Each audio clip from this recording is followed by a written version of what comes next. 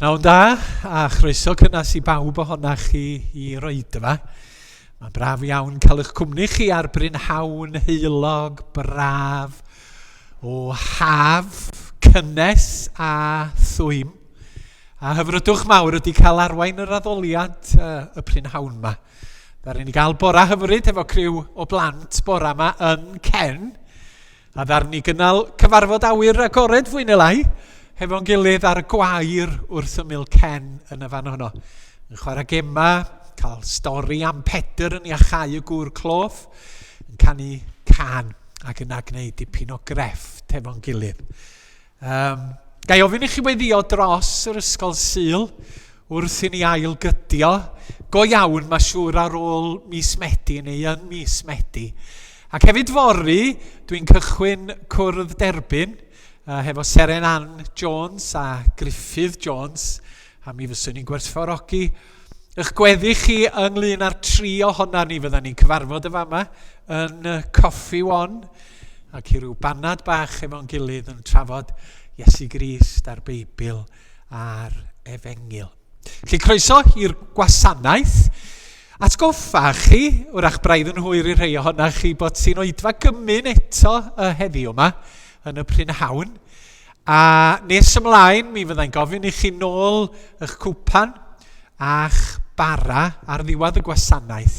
Ac os da chi di anghofio, peidiwch â phoeni, mi gewch chi eistedd a cau eich llygyd. A chofio am y bara a y gwyn ac am aberth rhyfeddol cariad Duw drosta ni. A moli a chymuno fel yna. Dwi'n siŵr fod y criwr yn deall yn sefyllfa ni efo'r hen Covid-19 yn drysu yn trefniadau. Ac wrth baratoi, mae rhywun yn gorfod dod â gymaint o stwff erbyn hyn a chofio paratoi sleidiau ar gyfer 2 gyfrwng. A da chi bod beth dwi wedi anghofio? Dwi wedi anghofio'r peth pwysica ar gyfer y gwasanaeth. Dwi wedi anghofio dod â Beibl mawr gwylydd i mi. Mae gen i Feibl ar yn heliffon, a mae hwnna'n fanna rhag ofn bod rhywun yn dod ar Zoom. Ond dwi wedi rhoi y darlleniadau ar y PowerPoint. Felly, dwi am ddarllen darn o Eseia 55 wrth gychwyn yr oedfa. Mi fyddai wedyn yn gweddio, ac wedyn mae Hywel mynd i'n harwain ni drwy gan mewn addoliad hefo'n gilydd. Ond dyma geiriau Eseia 55. Dewch at yr arglwydd tra mae ar gael. Galwch arno tra mae'n agos. Rhaid i reiog droi cefn ar ei ffyrdd drwg, a rhai sy'n creu helynt ar ei bwriadau. Troi nôl at yr arglwydd iddo ddangos trigaredd. Troi at ein Duw ni, achos mae e mor barod i faddau. Dydy fy mwriadau i ddim yr un fath a'ch bwriadau chi, a dydy ffyrdd i ddim yr un fath a'ch ffyrdd chi, yr arglwydd sy'n dweud hyn.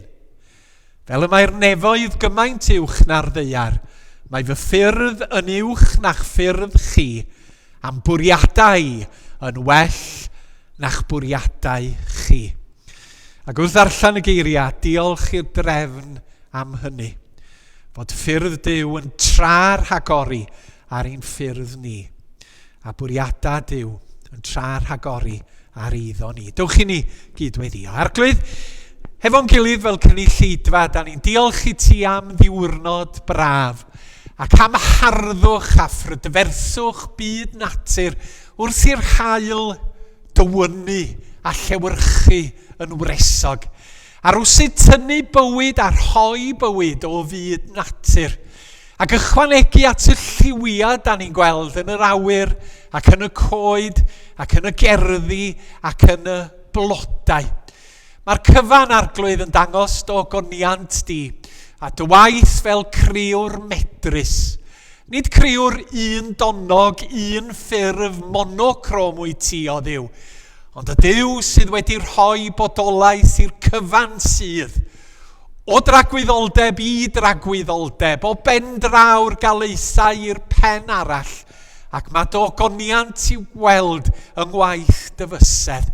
Ac yng nghanol y cwbl, ar brynhawn dydd Sul y mis Mehefin, hefo'n gilydd, da ni'n ymgynnull yma yn y capel hwn, mwyn diolch i ti am dy hilion ni, mwyn myfyrio ar dy berffeithrwydd ac ar dogoniant, ac mwyn sylweddoli hefyd, na Duw creadigol wyt ti, nid Duw nersol yn unig wyt ti, nid Duw grymus yn unig wyt ti, ond Duw cariad a thrigaredd a gras yn yr arglwydd Iesu. A gad i ni eto gael yn cynhyrfu gan y cariad rhyfeddol hwn. Gras o'r fath beraidd sain i'm clys tyfrydlais yw. Hwn bair i'r nef ddatseinio byth ar ddeiar oll a gliw. Gafael yno ni fel cynulleidfa ac fel unigolion drwy'r ysbryd. A gad i ni deimlo'r ysbryd yn ymdreiddio i mewn i'n heneidia a'n meddylia. Fel yn bod ni'n moli, yn ddi-ymatal, yn enw, yn gwaredwr a'n harglwydd bendigedig, Iesu Grist. Amen. Dwi am drosglwyddo y gan gyntaf i Hywel, ac mae o yn mynd i ganu, a canwch chi'na chitha hefyd yn eich calonna. Mi fydd y geiriau yn ymddangos yn y fan yma ar y sgrin. Diolch Hywel.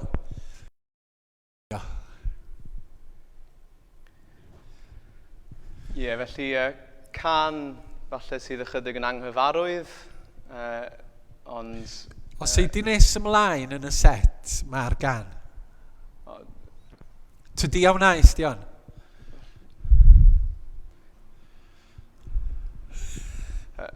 Beth bynnag, can newydd falle i chi, ond can sydd yn sôn am... Nesa. Yr arglwydd Iesu, fel y gair yn y dechreuad, ac awdur y greadigaeth. Remi nesa. O, na hi. Ti di mynd heibio.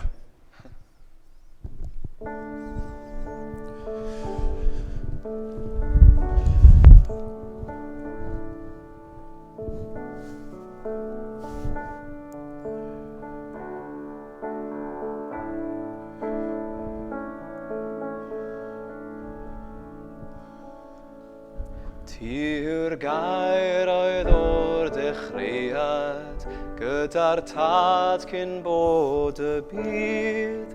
Rhoes dy ser ar holl blanedau, yn ei lle cyn dod i'r cryd.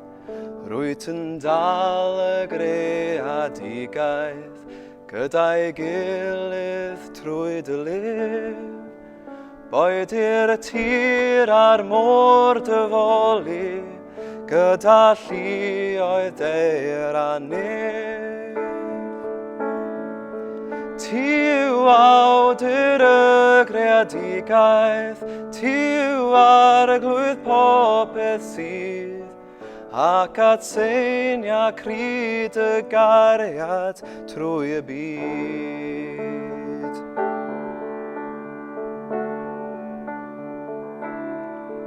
Ond gadewais fawl angylion, mwyn achub rhai fel ni, a chyfnewid gwefr y nefoedd am y poen ar galfari.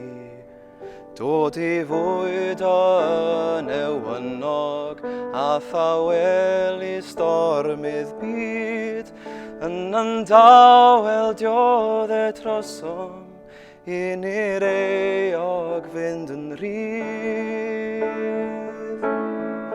Ti yw awdur y greadigaeth, ti yw arglwydd popeth sydd, ac atseinia cryd y gariad trwy y byd.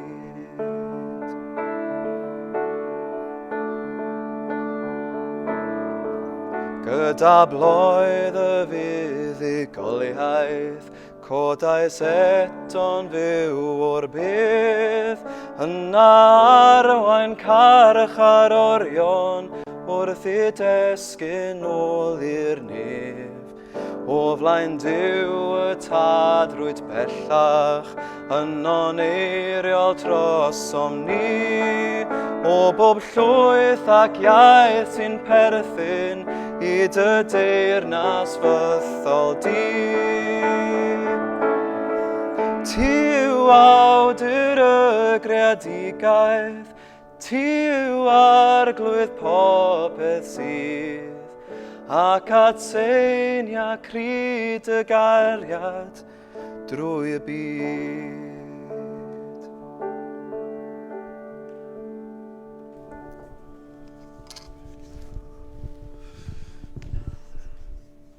Ardderchog, diolch yn fawr i ti, Hywel, am yn arwain i mi mewn gwirionedd. Yn sôn am y cysylltiad rhwng Iesu Grist y gair a'r greadigaeth a chariad Duw, a bod Duw yn goruwch lywodraethu dros y cwbl.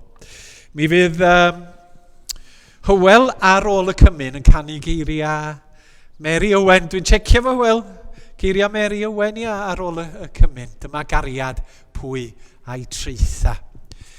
Da ni am ddarllen darn fydd yn berthnasol i'r bregeth. Nid fama mae'r testyn. Da ni fynd i 1 Corinthiaid 10. A y darn yma sydd yn sôn am gorff Crist. Yr eglwys Gristnogol. Drwy'r byd i gyd, ni sydd yn cyfarfod yma yn enw Iesu.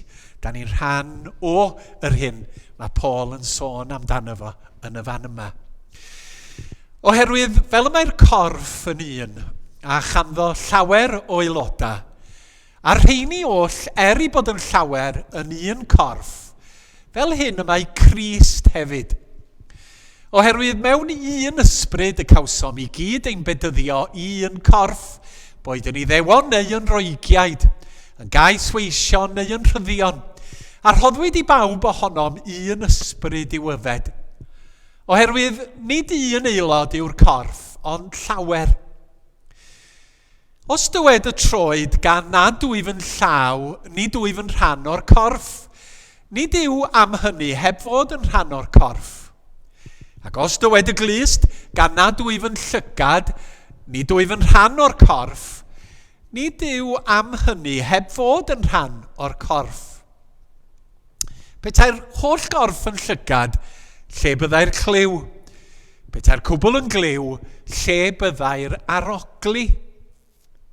Ond fel y mae, gosododd Duw yr aelodau, bob un ohonynt yn y corff fel y gwelodd ef yn dda. Pe baent i gyd yn un aelod, lle byddai'r corff? Ond fel y mae, llawer yw'r aelodau, ond un yw'r corff. Ni all y llygad ddweud wrth y llaw, nid oes arnaf da angen di. Na'r pen chwaith wrth y traed, nid oes arnaf eich angen chwi. I'r gwrthwyneb yn hollol, y mae'r aelodau hynny o'r corff sy'n ymddangos yn wanaf yn angenrheidiol, a rhai sydd leiaf eu parch yn ein tyb ni, ydym yn amgylchu rheini a pharch neilltuol. Ac mae'n aelodau anweddaidd yn cael gweddister neilltuol. Ond nid oes gan ein aelodau gweddus angen hynny. Gosododd Duw y corff wrth ei gilydd gan roi parchusrwydd neilltuol i'r aelod oedd heb ddim parch, rhag bod ymraniad yn y corff, ac mwyn i'r holl aelodau gymryd yr un gofal dros ei gilydd. Os bydd un aelod yn dioddef, y mae pob aelod yn cyd dioddef. Neu os bydd un aelod yn cael ei anrhydeddu, y mae pob aelod yn cyd lawenhau. Yn awr, chwi yw corff Crist, ac y mae bob un ohonoch ei le fel aelod. Ymhlith yr rhain y mae Duw wedi gosod yn yr eglwys, yn gyntaf apostolion, yn ail broffwydi, yn drydydd athrawon, yna cyflawni gwirthiau, yn adoniau a chau, cynorthwyo, cyfarwyddo, llefaru a thafodau. A yw pawb yn apostol? A yw pawb yn broffwyd? A yw pawb yn athro? A yw pawb yn cyflawni gwirthiau? A oes gan bawb ddoniau a chau, a yw pawb yn llefaru a thafodau. A yw pawb yn dehongli, ond trowch eich bryd ar y doniau goraf. A dwi am wrffan yn y fan yna, gan bod y darn nesaf sydd yn cyflwyno y rhan sydd yn dilyn ym mhenod 13. A da ni diolch i Dduw am ei air sanctaidd. Amen. Fe weddion ni nawr hefo'n gilydd, dwi'n siŵr bod yna besa ar eich meddyliach i bawb ohonach chi, ynglŷn â'ch teulu, a'ch ffrindiau, a'ch sefyllfa eich hun. Falle bod chi wedi gwylio'r newyddion a wedi gweld rhywbeth yn y fan honno sydd angen gweddi. Yn y distawrwydd, chydig eiliadau ar y dechrau, enwch bobl, cyflwynwch sefyllfaoedd a cyflwynwch y pethau hynny mae'r ysbryd yn rhoi ar eich meddwl chi ar ddechrau y weddi. Cydweddion.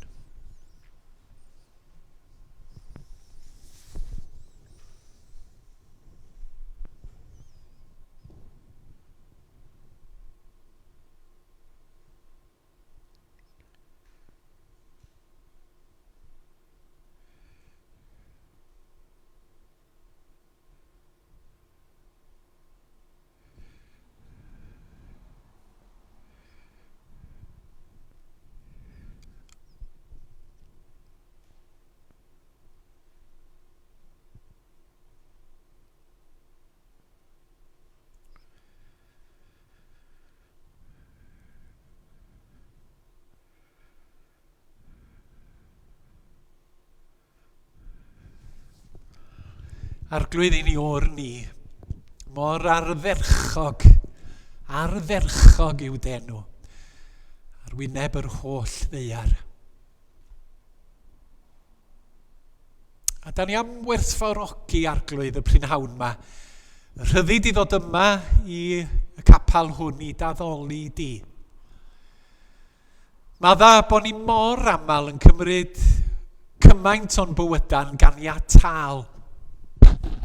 Heb ddweud gair o ddiolch, heb werthfawrogi y funud ar awr yr ydyn ni'n byw ynddo fo. Ond da ni diolch heddiw bod ni fel cynulleidfa Ebenezer wedi cael rhyddid a dyfo ti drwy ysbryd sanctaidd wedi rhoi yn calonna ni yr awydd a'r egni i ddod i'r cwrdd, i gwrdd efo ti dad nefol ac i gwrdd gyda'n gilydd fel corff Crist. A da ni'n gweddio bydd y cyfnod hwn yn dysgu ni i werthfawrogi un dydd ar y tro, i werthfawrogi y bendithion da ni'n gael yn ystod yr oriau hyn. A fod yr haint wedi dangos i radda nad ydyn ni'n gallu cymryd pethau yn ganiataol. Bod ni'n cymryd bywyd, cymryd iechyd, cymryd rhyddid i addoli, cymryd symudiad cymdeithasol a chyfarfodydd yn ganiataol, wedi cymryd diogelwch yn teuluodd am ffrindiau'n ganiataol. Ond da ni wedi gorfod oedi, da ni wedi gorfod sefyll yng nghyfnod yr haint a meddwl beth ydy'n blaenor ieitha ni, beth ydy'r pethau sy'n wirioneddol yn bwysig. A fod hyn yn rhannol wedi yn dysgu ni i ddeud diolch wrtha ti yn amlach. Diolch i ti am yr awr hon. Diolch i ti am oedfa o fawl. Diolch i ti am y diwrnod yma heddiw. Heb sôn am fori, heb sôn am dyfodol ni. Ac am y bendithion sydd yn diferu ar funudau Mehefin 13. Mae yna 100,000 o fendithion yn dod i ni o funud i funud. Yn Heulwen ag Anadl, yn Deulu, yn Giriad y Galon, Golwg y Llygad, Blas y Tafod, Teimlad yn Dwylo. 100,000 o fendithion. A A dysgu ni sylweddoli a gwerthfawrogi hefyd dy bresenoldeb di bob eiliad o bob munud o'r awr o bob dydd da ni yn ei fyw. A dy fod ti'n ddiw sydd mor hael ti ag ata ni, yn peri'r glaw ddisgyn ar y cyfiawn a'r anghyfiawn, i'r hael dywynu ar y drwg a'r da yn dy ras ac yn dy drigaredd. Ac yng nghanol y cwbl, da ni am ddweud diolch wrtha ti. A da ni am daddoli di y perffaith ddiw. A'r un modd wrth feddwl am Iesu, da ni gallu cymryd pethau'n ganiataol. Da ni wedi cymryd canu yn ganiataol. Dy glodfori di yn ganiataol. Dod at yn gilydd yn ganiataol. Ond yn ddyfnach na hynny, da ni'n cymryd dy gariad a dy ras, a dy heilioni, a dy faddeuant, a dy drigaredd yn ganiataol. Da ni'n cymryd Iesu Grist yn ganiataol fel gwaredwr. Da ni'n dweud y geiriau am y groes ac am yr atgyfodiad yn ddifeddwl ac yn ffwrdd â hi. Pan yn y fan yma ynddo ef yn yr arglwydd bendigedig, rwy ti wedi mynegu dy hun a dy galon, a dy fwriad, a dy ffyrdd, a dy ewyllus, a dy ras yn Iesu Grist. A heddiw, fel cynulleidfa, ddiwnefol, da ni eisiau diolch i ti am y newyddion da sydd yn meddiant ni. A'r holl fendithion, 100,000 a miliwn sydd yn nghlwm yn Iesu Grist a'r newyddion rhyfeddol hwn. Paid â gadael i ni allu gadael yr oedfa yma heb deimlo gwefr dy gariad di. Unai wrth wrando ar emyn, neu wrth weddio, neu wrth wrando ar y gair yn cael ei esbonio, neu wrth gymuno fel y byddan ni'n y munud. Bod hyn yn wefreiddiol. Bod hyn yn fendigedig oherwydd mae Duw cariad wyt ti. Mae Duw sydd wedi dod i'n plith ni yn dy ras yn Iesu Grist mwyn yn cadw, mwyn dod am addeiant, mwyn yn hachub, mwyn yn hadnewyddu ni fel dynoliaeth, ac yn y diwedd mwyn adnewyddu y greadigaeth yma, da ni yn ei ddinistrio. Ac wrth feddwl am y greadigaeth arglwydd, da ni'n cyflwyno i ti gynhadledd yr eg saith sydd yn digwydd ar hyn o bryd. Materion pwysig maen nhw'n ei drafod gan gynnwys newid hinsawdd. A'r modd yr ydyn ni fel dynoliaeth yn llygru yr hyn aroddais di'n gofal. Ac yn dinistrio cydbwysedd o sodais o fewn i'r greadigaeth hon.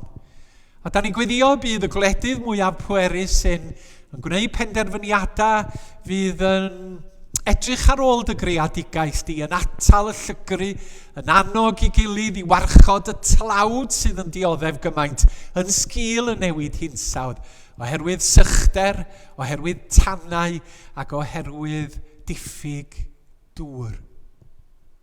Da ni'n gweddio dros yn pobl ifanc, am plant a'n teuluoedd yn y dyddiau anodd yma.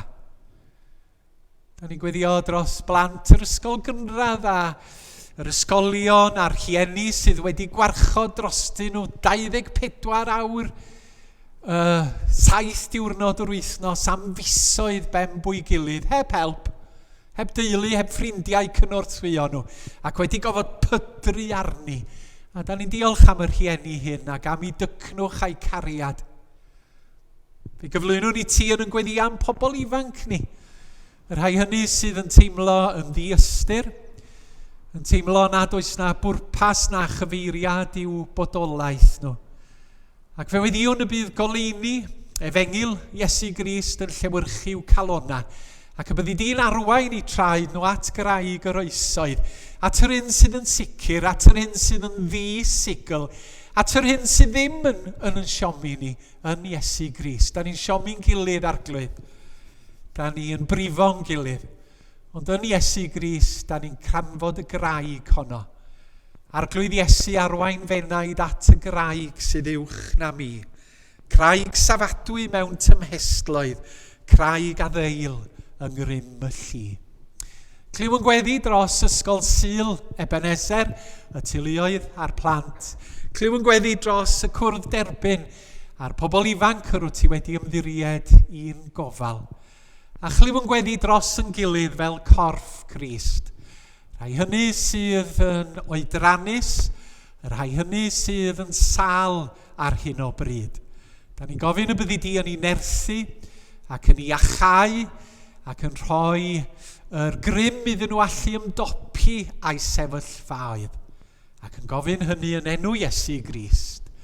A'n dysgodd i weddio yn ai adrodd gweddi'r arglwydd.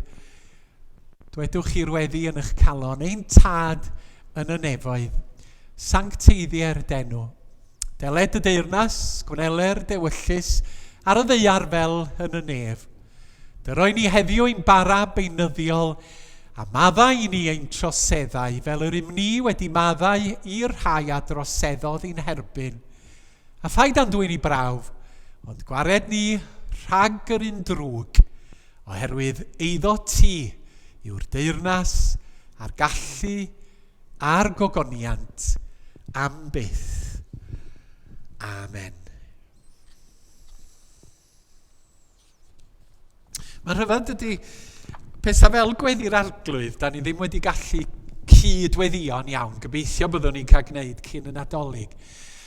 Ond rwsyd, da chi'n sylweddoli fod y cydadrodd yn cyfleu'r undod rhyngon ni'n dydy. Da ni gyda'n gilydd yn hyn yn dilyn Iesu Grist. Fel mae cyd ganu mawl. Mae fwy na canu can yn dydy, canu emyn. Mae'n clodfori Duw, ond mae'n gwneud rhywbeth yna ni hefyd wrth i ni fynegu diolch a mawl. A bod ni'n un yn y gan, yn un yn cariad Iesu Grist. Dwi am bregethu ail ran pregeth bore dydd Sul dwytha. Nes i dorri hi'n 2 ran. A hon ydy'r olaf ar Actau 2. Dyma'r 3 pregeth. Maen nhw ar gael ar YouTube. Maen nhw hefyd ar gael ar SoundCloud. A hefyd ar wefan y pod sydd yn cynnwys podlediadau Cymraeg. Fedrwch chi lawrlwytho nhw i'ch teleffon. Ac os da chi'n jocio neu gwneud yr ardd neu cael panad, allwch chi wrando ar y podlediadau Ebenezer. A da chi maen nhw'n mynd yn ôl blynyddoedd erbyn hyn. Dwi'n credu tudur di'r arbenigwr. Ar y ffôn, neu os da chi'n mynd i gerdded, mi allwch chi wrando. A dyma y 3 pregeth. 2 bregeth wedi bod ar Actau 2. Mae yna 3 paragraff yn Actau 2. Cynnwrf yr ysbryd glân yn dod tân a gwynt nerthol. Fydden ni fynd nôl i'r sleid yna, lliwgar yna. Be sy'n union ddigwyddodd ar ddydd y Pentecost, dyfodiad yr ysbryd glân. Yna, yn yr ail paragraff, mae yna ddatganiad, Pedr yn anerch y breges gyntaf yn y cyfnod Cristnogol. A Pedr yn cyhoeddi y newyddion da yn Iesu Grist. A phobl yn ymateb i'r neges. Pa beth a wnawn frodyr? Edi farhewch ac fe'ch bedyddir yn enw'r Iesu ac fe gewch faddeuant pechodau oedd yr atab ynde. Ac yna bore dydd Sul dwytha, hanner pregeth, da chi'n deud yn y de yma, tocyn weithio ydych? Na cetyn, da chi'n deud. Cetyn am ddarn bach o rhywbeth? Cetyn o fara? O cetyn pregas oedd i bore dydd Sul dwytha. A mae rai cetyn i ni, oedd chi'n smocio yn y gogledd, o'ch chi bo? Ond cetyn yn y de, o darn bach. Yr ail ran sydd ar dylanwad yr ysbryd glân, sef y paragraff ola, a da ni'n cael disgrifiad o nodweddion eglwys wedi llenwi hefo'r ysbryd, yr eglwys fora, y Cristnogion cyntaf ar dan yn llawn brwdfrydedd i fod yn gorff Crist. Dyna pam nes i dewis y darlleniad. Ac mae'r ysbryd glân yn dylanwadu arnyn nhw. Ddaru ni edrych ar 2 o'r nodweddion, 2 o'r nodweddion Sul dwytha, cyfarwyddyd a cymdeithas.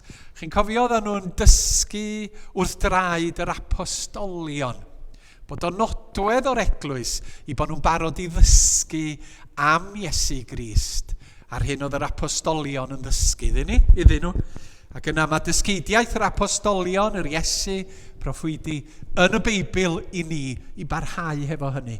Ac yna cymdeithas y koinonia yma, cymdeithas yr ysbryd. Ac o'n i'n ceisio pwysleisio'r ymdeimlad o, fel oedd yn y darlleniad yn den 1 Corinthiaid 12, nid chi a fi ydy'r eglwys, ond ni. Nid ti a fi ydy'r eglwys, ond ni. Nid nhw a ni ydy'r eglwys, ond ni. Nifer o aelodau mewn un corff. A mae gan bob aelod i le, a'i waith, a'i ddawn i gyfrannu ac i adeiladu corff Crist. Ni ydy Ebenezer. Nid chi a fi, ond hefo'n gilydd. Yr ymdeimlad na, dwi'n meddwl bod fi wedi defnyddio'r gair perchnogaeth i drio cyfleu y peth. Dach chi'n meddwl, perchnogaeth ydy bod chi'n ymwybodol eich bod chi'n gallu hawlio rhywbeth mewn perchnogaeth. Ond eto mae ganddoch chi gyfrifoldeb o fewn i berchnogaeth ac felly mewn eglwys. Heddiw yma, da ni am aros hefo C.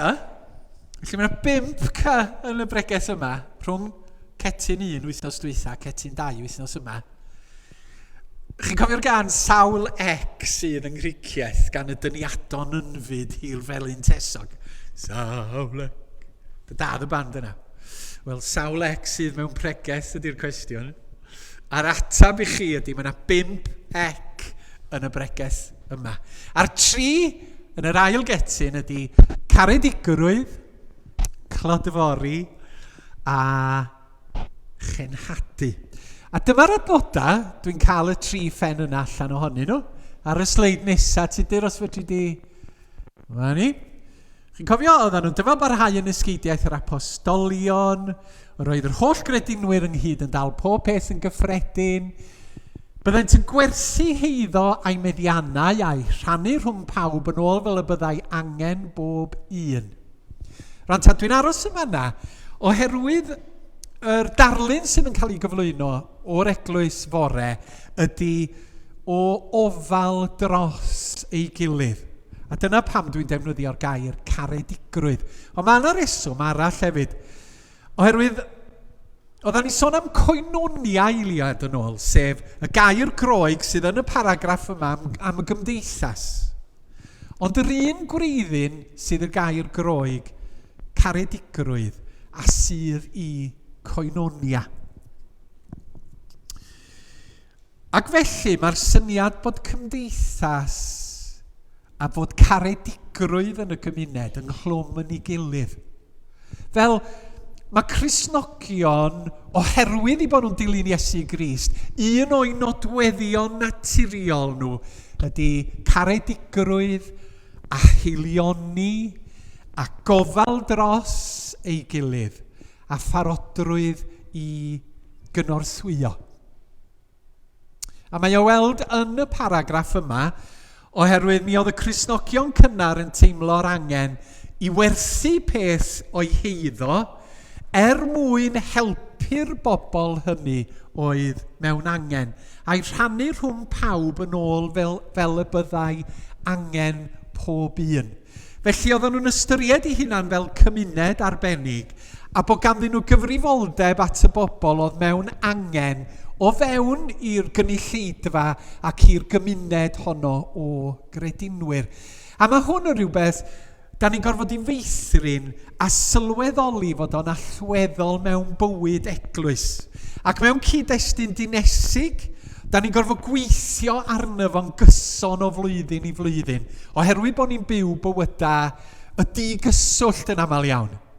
Mae yna bobl o ddinas Powys, a Machen, ac Eglwys Newydd, a Rhywbeina, a lle arall, gwahanol ardaloedd yn does, sydd rhai milltiroedd oddi wrth ei gilydd. Mae rhaid ni weithio ar yr elfen yma o gymdeithas yr eglwys. Mae fod yn nodwedd y caredigrwydd a'r heilioni o fewn i gymuned Gristnogol. Mae o hefyd, wrth gwrs, da ni'n gweld yn y penodau nesa o lyfr yr Actau, fel yr oedd yr heilioni a'r cariad a'r gofal yma hefyd, yn ymestyn tuag at y gymuned yn fwy cyffredinol. Oedden ni trafod yn yr ysgol Sul bora yma, Pedr yn iachau y gŵr cloff wrth borth prydferth y deml. Dyn tlawd anabal. A dyma Pedr a Ioan yn troi ato fo ac yn ei gynorthwyo. Arian a gair nid oes gennyf, ond yr hyn sydd gennyf, hynny rwyf yn ei roddi i ti, yn enw Iesu o Nazaret, cod a cherdda. Felly mae'r caredigrwydd yma yn ehangach hefyd yn dydi, o fewn i'n cymuned. Byddai'n dod nôl at hwn yn y munud hefyd, hefo y pwynt olaf yn y bregath, sef cenhadu. Ambell tro fyddai yn rhyw fath o ddigaloni wrth feddwl am genedl y Cymru. A byddai'n gofyn i Dduw, pam bod chdi wedi gwneud i yng Ngweinidog yn y genedl yma? Pam allwn ni fod wedi bod yn Ngweinidog mewn cenedl arall? Cos mae bob dim da ni'n neud, mae'n frwydr. Brwydr i gadw pethau i mynd. Brwydr i gadw'r geiriau yma sydd ar yng ngwefusau fi yn fyw ar gyfer y cenedlaethau sydd yn dod. A mae'n ymddangos weithiau yn y cylchoedd Cristnogol bod pethau'n mynd rhwng y cwn a'r brain, achosion yn cau, ribyd i res, adroddiadau gyn undeb yr annibynwyr, presbyteriad, bedyddwyr, bod achosion yn dod i ben a fod capeli yn cau, ddica bob blwyddyn yn yn hanes ni erbyn hyn. Pobl yn trin arglwydd y bydysawd Iesu Grist fel joc, yn dirmygu i efengil o, yn defnyddio ei enw fo fel rheg, heb unrhyw gydwybod o gwbl. Yn chwerthin am ben yn gorffennol Cristnogol ni. Maen nhw wedi bod yn trafod cwricilwm hanes ysgolion, bydd John yn gwybod am hyn, hanes ysgolion Cymru yn ddiweddar. Ac fel hanesydd Cristnogol, dwi'n gofyn, lle mae'r hanes Cristnogol Cymraeg yn yr cwricilwm hanes cenedlaethol? Oherwydd mae'n dalp mawr o hanes cenedl y Cymru. Bydwch yn sôn am hwnnw? Dydy o ddim yn berthnasol erbyn hyn. Os gan Cristnogaeth na'r hyn ddigwyddodd yn gorffennol ni, ddim byd i wneud hefo'n presennol ni. Eisiau sôn am ryw Cristnogaeth hanesyddol. A wedyn ar ôl i mi fwrw mol mewn gweddi ger bron Duw, dwi'n dechrau meddwl, a diolch i'r arglwydd bod mae wedi rhoi ysbryd positif i fi. Nid brolio dwi, ond diolch i'r drefn dwi'n dweud yn aml iawn. Mi fyddai'n cofio am rym rhyfeddol a trawsnewidiol efengil Iesu Grist. A nid dyma'r tro cyntaf i genedl y Cymru fod mewn sefyllfa fel hon. Chi'n bod ystadegyn hanesyddol llichiad a chi tangent. Chi'n bod faint o bobl oedd yn byw yng Nghymru 1800? 500,000 oedd poblogaeth Cymru 1850. 1850. 500,000. Da chi bod faint o siaradwyr Cymraeg sydd heddiw? Chydig mwy na 500,000. Felly mae yna fwy o siaradwyr Cymraeg heddiw o ran nifer yng Nghymru nag oedd 1850. Ond bod y canran lawer iawn yn llai. Pan dwi'n meddwl am rym yr efengil, a'r modd yma Duw yn gallu newid bywydau pobl a newid cymdeithas, mae rhywun yn sylweddoli beth ydy angen Cymru heddiw yma. Wel, yn sylfaenol, maen nhw angen Iesu Grist. Mae'n cenedl ni angen newyddion da am gariad Duw. Beth ydy'r ateb i ddryswch yn cymdeithas ni?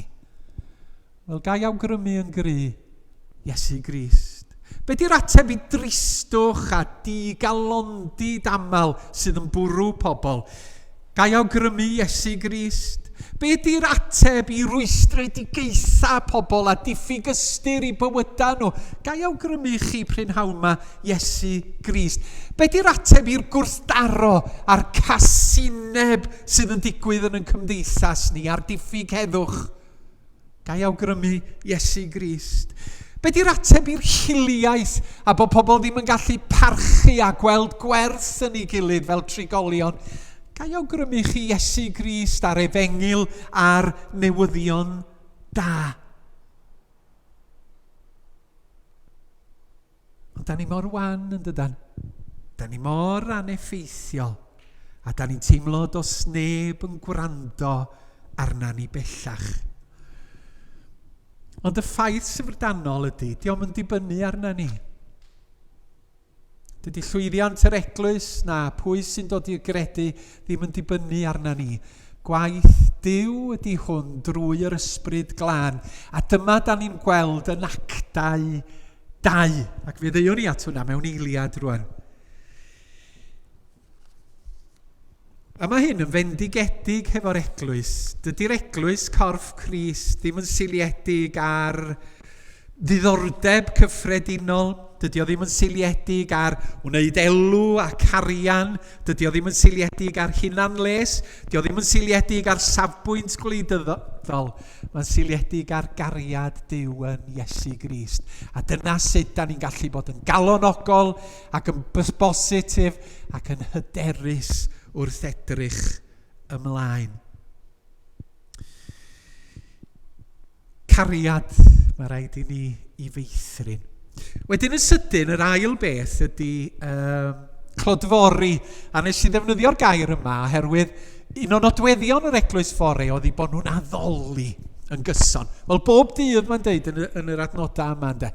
Oedden nhw'n dod at ei gilydd, bob dydd yn ddyddiol, yn y deml ac yng nghartrefi i gilydd. Ac mor bwysig ydy addoliad. Yr hyn da ni'n neud yma heddiw, oherwydd bod Duw yn heiddi'r mawl, oherwydd yn bod ni angen mynegu ymoli i'n criwr ni.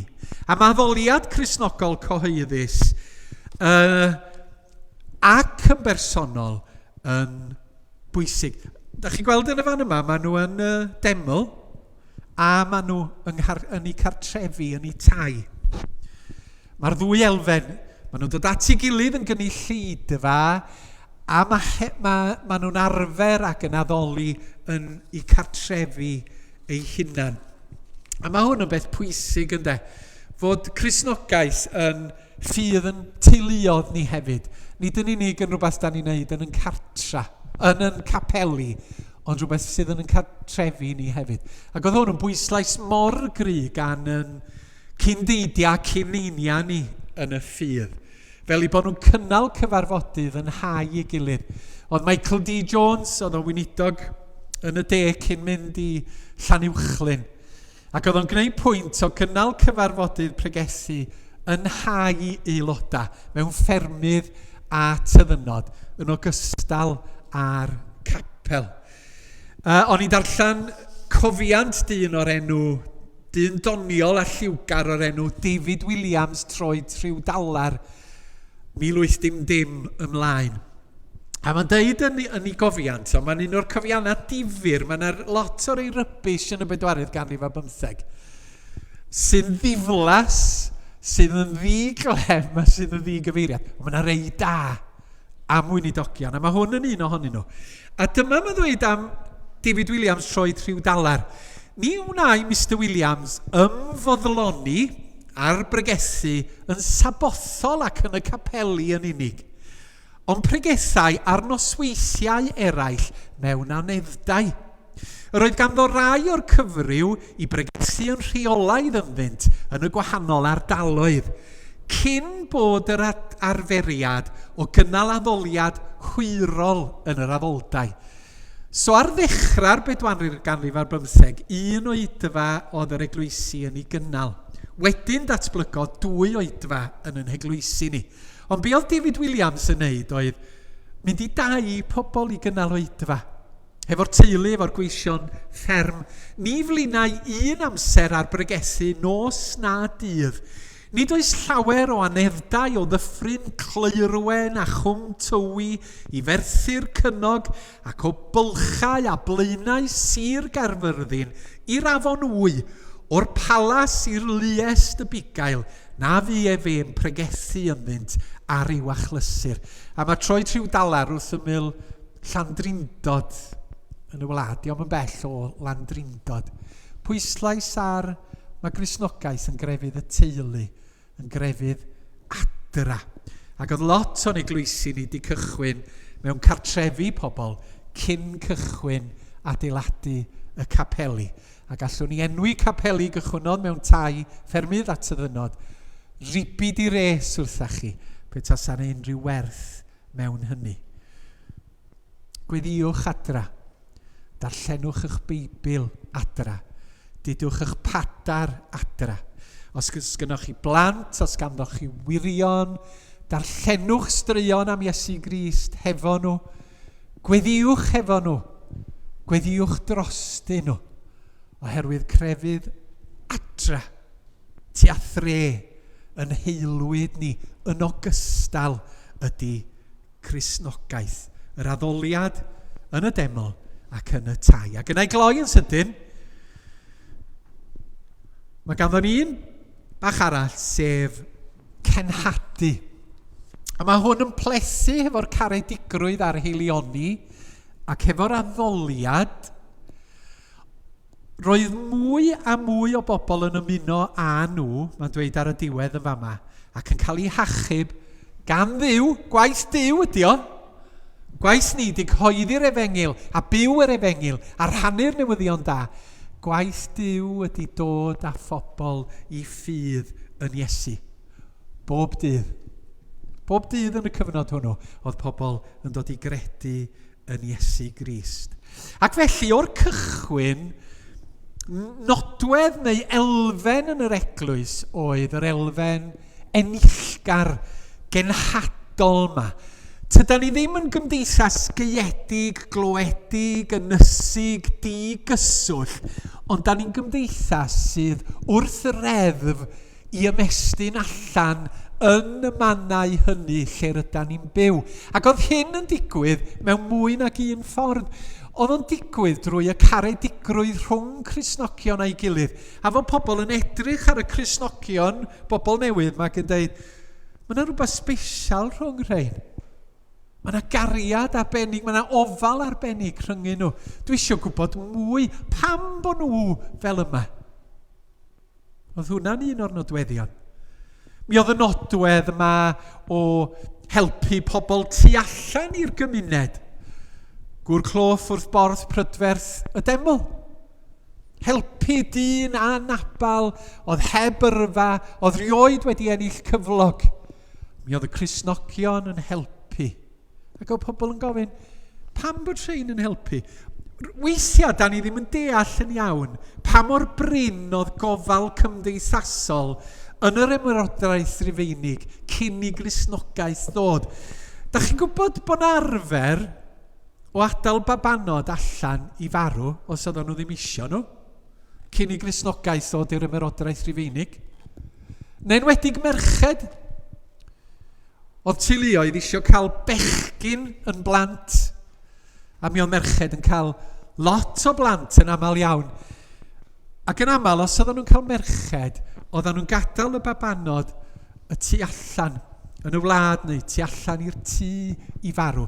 Ond yna, dyma Cristnogaeth yn dod a dyma Cristnogion yn dechrau mabwysiadu plant a gofalu am blant. A mi oedd pobl yn gofyn, pam bod nhw'n gwneud hyn? Pam bod yna rhywbeth gwahanol yn y bobl Iesu Grist yma? Ac wrth gwrs, elfen arall oedd i bod nhw'n rhannu'r newyddion am Iesu Grist. Ewch i bregeth Pedr yn y penodau sy'n dilyn. A Pedr yn dweud, nid oes iachawdwriaeth yn neb arall y mae ni'n hachub, neu nid oes enw arall wedi roi o dan y nef, sef Iesu Grist. oedden nhw'n cyhoeddi Iesu Grist hefyd. Felly, da chi'n cael y cyfuniad o'r ymarferol a rhannu y newydd am Iesu, y farwolaeth ar y groes dros bechoda, yr atgyfodiad gogoneddus ar y trydydd dydd yn concro marwolaeth, ac oedden nhw'n enillgar, ac oedd pobl yn dod i gredu. A da ni angen ail ddarganfod yr elfen yma. Da ni eisiau gweld eglwysi'n tyfu, da ni eisiau gweld Ebenezer yn tyfu yng Nghaerdydd yn ystod y cwpl o flynyddoedd nesaf yma. Da ni eisiau croesawu teuluoedd newydd. Da ni eisiau croesawu unigolion o bob oed. Gan i harwain nhw at Iesu Grist ac i sylweddoli y cariad rhyfeddol sydd yma gan Dduw, oherwydd dyma mae Cymru i angen heddiw yma. Iesu Grist a'r newyddion da. Mwyn i enw. Amen. A dyna y breges olaf o'r 2 preges ar yr ail benod o lyfr yr Actau. Da ni'n mynd i wrando ar Emyn ac yna mi fyddwn ni'n cymuno'n syth. Felly os oes ganddo chi fara a diod, gewch chi fynd i estyn nhw wrth i ni wrando ar yr Emyn nesa, a da ni'n diolch, dwi'n credu, i'r pedwarawd llinynol am gyfeilio.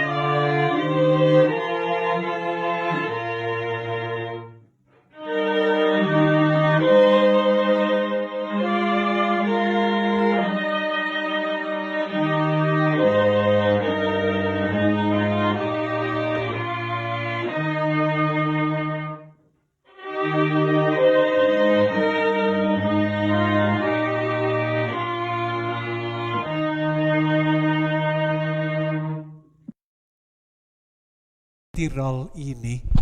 Gawn ni gyflau, o'n i'n edrych ymlaen I canu hwnna, o'n i ganu hi wythnos nesaf, tiw'r un sy'n adnewyddu.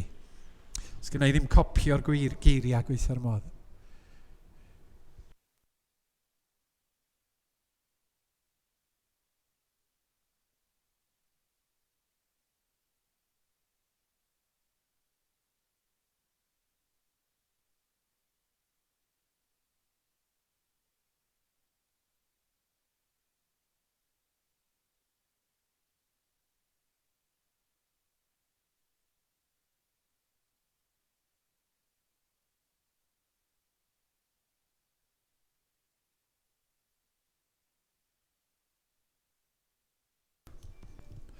A fo, dwi'n gobeithio bod hwnna'n gweithio. Y bara a diod, neu gwyn, fel sydd ganddo chi.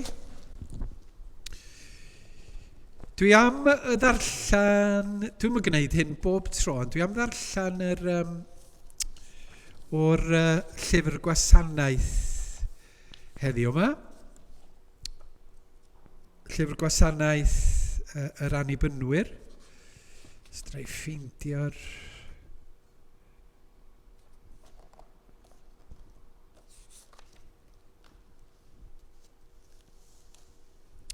Dyma ni.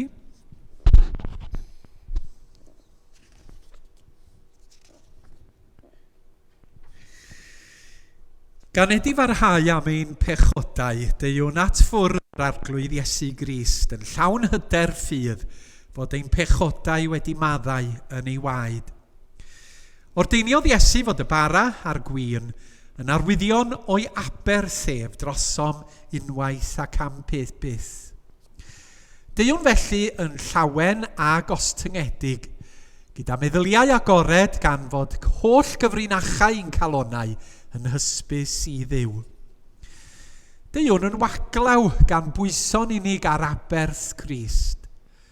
Deuwn mewn ffydd at ein gwaredwr, oherwydd yn ddo ef tosturiodd wrthym ni gan ei draddodi drosom ni.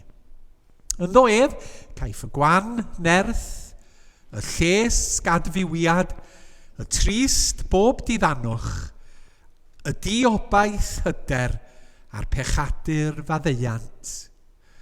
Trwy ras Crist a chariad Duw a chymdeithas yr ysbryd glân, fe nerthir i wrthwynebu cynllwynion y diafol, i drechu galluoedd y tywyllwch, ac uno mewn moliant gyda thyrfar gwaredigion, sydd bob amser ym mhresenoldeb Duw. Gair adnod yn aml sydd yn cael ei darllen wrth fwrdd y cymyn ydy y frawddeg yn ydym yn cyhoeddi marwolaeth yr arglwydd Iesu hyd nes y daw. Mae yna ddeuoliaeth yn y frawddeg yn does. Da ni'n cyhoeddi marwolaeth neb nes bydd o'n dod yn ôl. Ond yn hanes ac ymywyd Iesu Grist, mae'r Beibl yn dweud wrth i chi gymuno, da ni'n cyhoeddi marwolaeth Iesu Grist hyd nes y daw. Ar addewid y bydd o'n dychwelyd ynde. A mae'r ddeuoliaeth yn rhoi pwyslais ar ei farw fo, ar farw aberthol yr arglwydd Iesu. A mae werth i ni oedi amball dro a meddwl, pam? Pam fod y bwyslais ar farwolaeth yr arglwydd Iesu? Oherwydd mae dyma'r ffordd yma Duw wedi ddewis i ddelio hefo pechod a thywyllwch ac anifuddod a tryblyth dynoliaeth yn ei anwyl fab Iesu Grist. Mae o'n fynegiant o gariad Duw, o dosturi Duw tuag at ddynoliaeth sydd yn anifydd, sydd yn gwneud llanast, sydd yn cefnu arno fo. Chi bod ni'n sôn yn unig am dinistrio cread Duw yn dod. Da ni'n gwneud digon o llanast o fwriadau Duw yn dod. A bod Duw yn caru ni gymaint fel bod o di dweud, dwi eisiau cadw'r bobl yma. Dwi eisiau i'r bobl yma fod mewn perthynas hefo fi. Ac felly dwi'n fodlon mynd i'r isa i ddelio hefo hyn. Ac yn yr arglwydd Iesu mae o'n gwneud, mae'n delio fo'n pechod ni mwyn yn cymodi ni hefo fo'i hun. Mae'n hyfryd meddwl am yr arglwydd Iesu i fod o wedi byw yn berffaith, heb dorri unrhyw un o'r chmynion Duw. Ac ar ben hynny, fod bywyd perffaith Iesu yn cael ei drosglwyddo i ni. Da chi'n bod yr emyn fy ngwisgo a'i gyfiawnder yn hardd ger bron y tad. Bod perffaithrwydd Iesu Grist yn cael ei gyfri fel perffaithrwydd i ni drwy ni roi yn ffydd ynddo fo. A dyna pam bod ni'n gallu canu am yna fel mi glywaf dyna'r lais yn galw arna fi i ddod a golchi meiau i gyd yn afon Calfari. Mae hwnna'n un elfen. A'r elfen arall ydy bod Iesu wedi cymryd yn pechoda ni ar ei ysgwydda perffaith ei hun. Dros bechadur buost farw, dros bechadur ar y pren, y dioddefaist hoelion llymion nes i torfod crymu pen. Dyma'r cwestiwn yn dilyn. Dwed i mi, a'i fi oedd hwnnw, gofiodd cariad rhad mor fawr, marw dros un bron a syddo sef fi, yn gehenna boeth i lawr. Fod Iesu wedi cymryd y tywyllwch a'r pechod a'r gosb yn lle ni. Fel yn bod ni drwy ffydd yn cael maddeuant. Drwy ffydd pobl wedi maddad â chi. Wedi madda. Pobl yma Duw yn edrych arna chi fel petasa chi'n berffaith. A dwi'n gwybod yn iawn, dwi ddim yn berffaith. Ond mae Duw yn edrych arna ni drwy'r Iesu ac yn gweld y perffeithrwydd. Mae o'n syfrdanol, mae o'n fendigedig ynddo. Yr ydych yn cyhoeddi marwolaeth yr Iesu hyd nes y daw. Oherwydd nid gan farwolaeth yr oedd y gair olaf, ond gan Iesu Grist yn atgyfodi yn fyw. Oherwydd fel person perffaith, doedd gen marwolaeth ddim gafal arno fo. Yr amherffaith sydd yn marw, cyflog pechod i'w marwolaeth. Ac felly, yn achos Iesu, da chi'n gallu dweud y frawddeg yna. Yr ydym yn cyhoeddi marwolaeth Iesu. Hyd nes y daw oherwydd mae'n fyw. Mae di concro. Ef ydy'r atgyfodiad a'r bywyd. Felly dewch i ni gymuno yn ddiolchgar ac yn addolgar gyda'n gilydd. Oherwydd maint syfrdanol Duw yn yr arglwydd Iesu. Gawn ni gydweddio. Arglwydd, da ni diolch am yr orig bach yma hefo'n gilydd. I wrando ar dair ac hefyd i gymuno. Ac da ni'n gallu dirnad maint dy gariad, ond i daddoli di oherwydd dy gariad. Ac i ddeall chydig bach mwy. Fydda ni'n gwybod llawer iawn mwy nes y byddwn ni'n y gogoniant. Llanwn ni at ysbryd yn ystod y munudau yma. Fel bod ni'n teimlo gwefr dy bresenoldeb a grym dy gariad yn Iesu Grist yn llorio ni.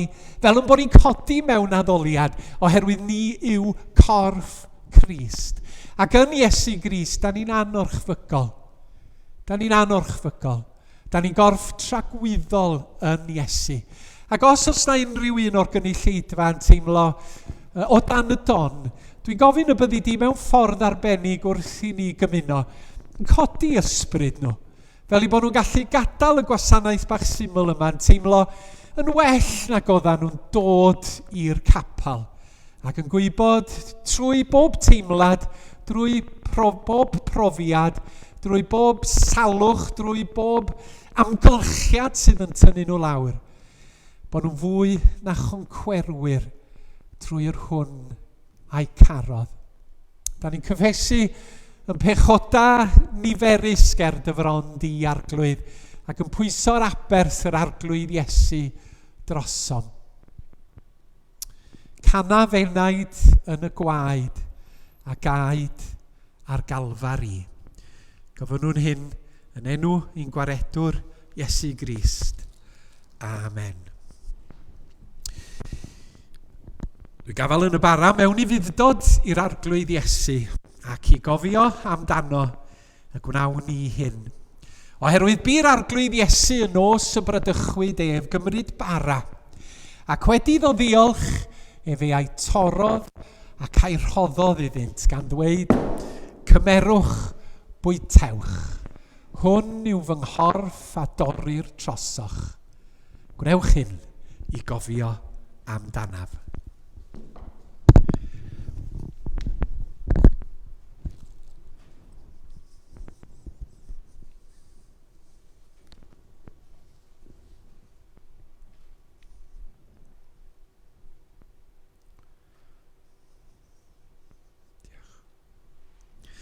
Yr un modd fe gymerodd y cwpan ar ôl swper gan ddweud, y cwpan hwn yw'r cyfamod newydd yn fy ngwaed i.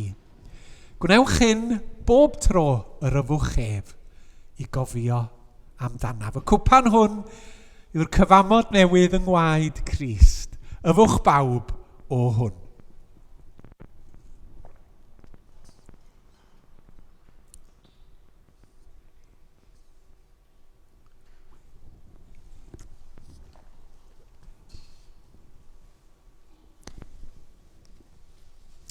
Diolch Arglwydd.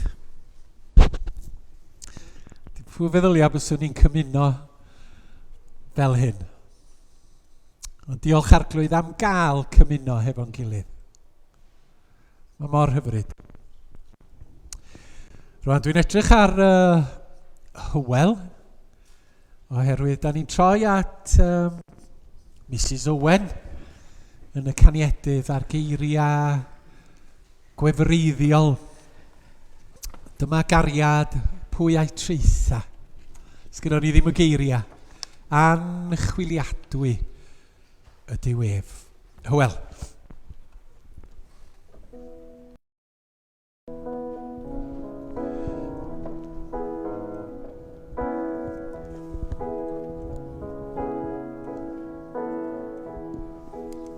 Dyma gariad pwy a'i treitha, anchwiliadwy ydyw ef.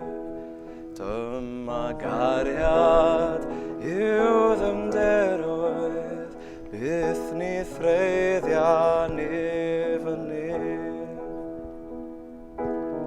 Dyma gariad gwyd fy enaid, uwch oll bethau gwael y llawr. Dyma gariad wnaim ganu, yn y bytholwyn fyd mawr.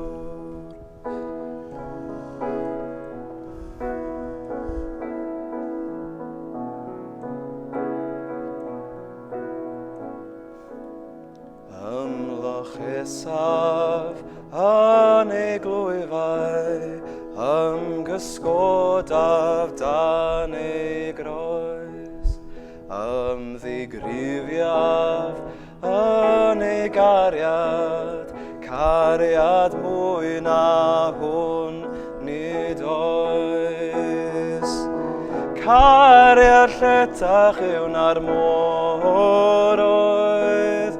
uwch na'r nefoedd hefyd yw.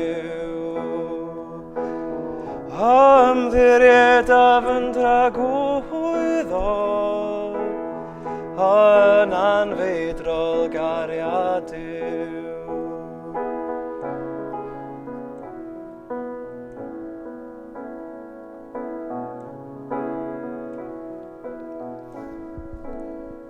Ymloch isaf yn dy gariad, yn dy gariad, ymgysgodaf, yn dy gariad, ymddigrifaf, yn dy gariad, ymddiriedaf. Cariad lletach yw na'r moroedd, uwch na'r nefoedd hefyd yw. Ymddiriedaf yn dragwyddol, yn anfeidrol gariad yw.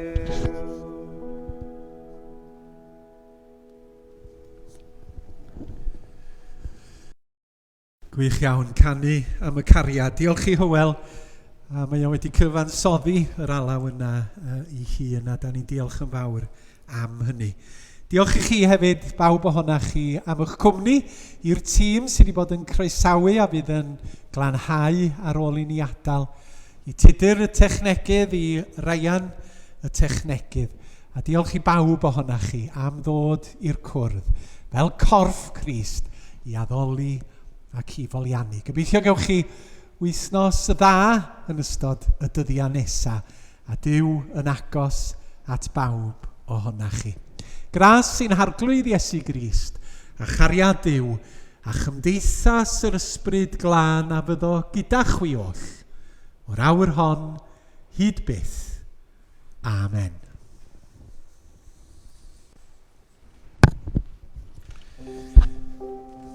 Diolch bod chi'n mynd allan ffordd yma. Cofiwch bod chi'n ymadael ffordd yma.